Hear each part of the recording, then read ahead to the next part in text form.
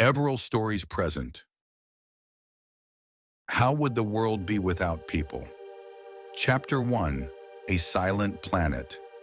A wind wandered across the earth, but this time, there was no human left to hear it. There was no hum of cities, no rush of cars, no laughter rising from the streets. For the first time in ages, the planet was hearing its own true voice. The forest took an uninterrupted breath for the first time in thousands of years. Animals no longer hid or glanced around with wary eyes, wondering, "What will happen to us today?" And the earth whispered to itself the ancient question it had long forgotten to ask. Who was I? What was I when humans were gone? And what did I become when they were here? Chapter 2. The Memory of the Mountains. The ancient mountains, carrying the silent wisdom they had gathered over millions of years, were the first to speak slowly. A deep voice rising from within the stone echoed, "Before humans came, I was alone, but I was at peace," said one mountain. "Then they carved roads through me, hollowed out my body, blasted my peaks. Now I am silent again, yet strangely, I even miss the noise they left behind." Chapter 3. The Thought of the Ocean. The ocean was Earth's deepest and oldest memory book. As its waves spoke slowly, it said, "I am cleaner without them," it murmured, "but no one has ever looked at me with as much admiration as humans did." Chapter 4. The Council of Animals. The animals had gathered to discuss the absence of humans in their own tongues. The wolf spoke first. "We are free, yet somewhere inside me, a certain thrill is missing." Then the crow tapped its beak lightly on the ground. "Sometimes they threw stones at us, sometimes handfuls of bread. You could never quite predict what they would do." Finally, the elephant took a heavy breath.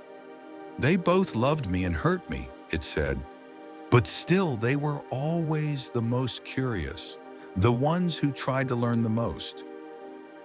Chapter 5. Earth's Inner Monologue.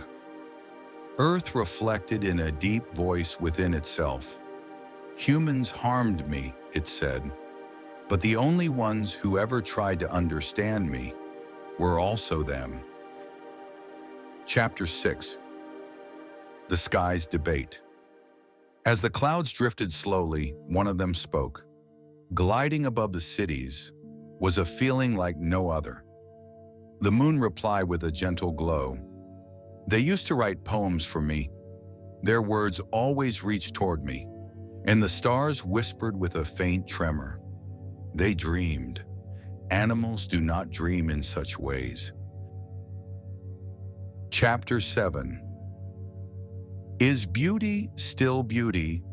Without an eye to see it, Earth asked itself, when a flower blooms and no one is there to see it, can it still be called beautiful?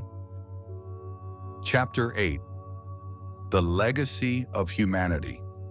The cities had crumbled, their walls reduced to dust, yet the books were still there. The wind flipped through the pages of an old book. A sentence lingered in the air. Who are we? Why are we here? Humans were gone, but the questions they left behind continued to live on.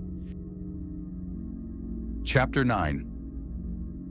The truth Earth came to realize. Earth confronted its own truth. Humans consumed me, but they were also the ones who discovered me. They were the only beings capable of learning through their mistakes. Chapter 10. Earth's Final Thought. If humans had never existed, the world might have been quieter, but it would never have been wiser. Perhaps one day they will return, and when they do, I hope they finally learn to truly understand me.